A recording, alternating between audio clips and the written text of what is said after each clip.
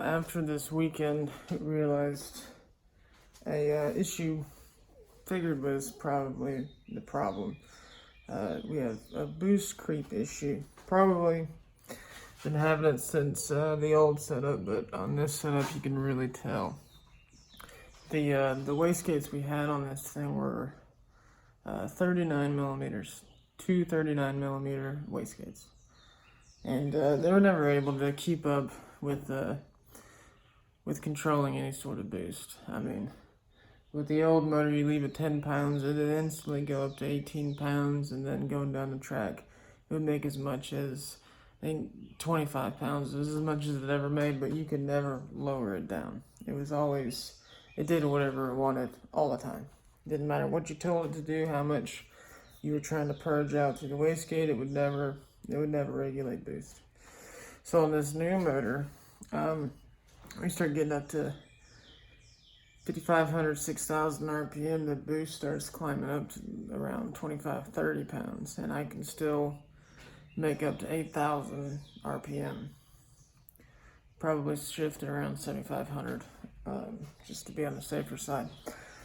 But once we get up to there, we're going to be making 35, 40 pounds of boost, and I don't want that, you know. The max boost I want to run is about 30 pounds. So, to fix that, we got two 66 millimeter wastegates. These jokers are massive. This is where the 39 millimeter wastegates went down here. It used 1.5 inch exit tube, about the same size as the primaries on the headers.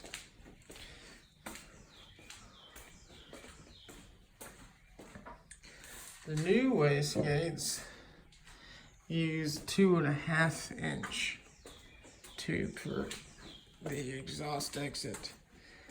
I mean, your comparison here, there's that to, that's about, substantial difference. And we're going to change the location from back under here where it wasn't really getting, a good place to exit. I mean, it was not a good spot to begin with. So we're going to put it up here, right here at this turn, so when all the exhaust gas, starts hitting right up here, that'll be the first place and the easiest place it wants to exit. Be right about there. So, an example here, something like this, and I'll have the exhaust kind of exit down here to the front.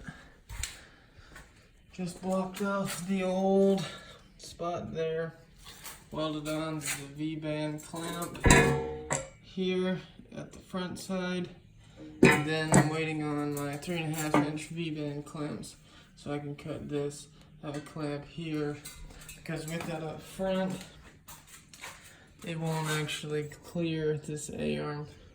So I have to have it in two pieces to be able to get it in between the frame rails. So hopefully that'll fix the boost creep issue, and we can actually regulate some boost.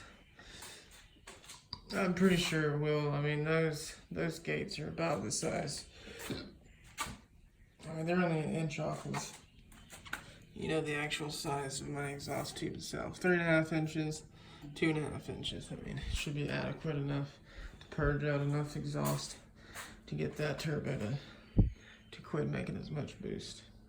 So I think we're on a 4-pound spring in the wastegates, and if it'll make 4 pounds all the way down the track or close enough, then we're in business.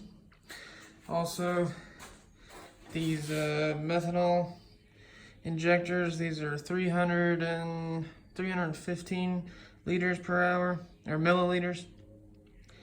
Getting up to the 625 milliliters per jet.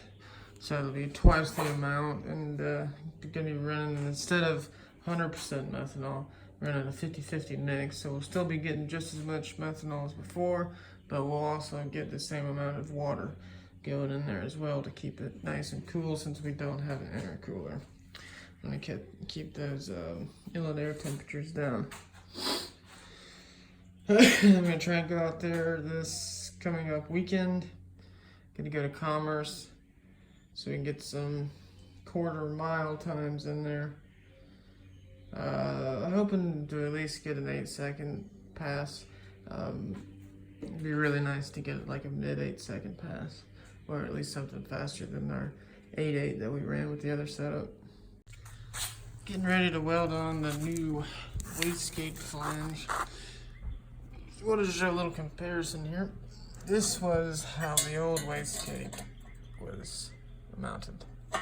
The 1.5-inch tube, and then here's the new one. I mean, look at that difference. That's a lot of exhaust flow. The position on it's probably wasn't even close to ideal, but the new position is right here in this corner.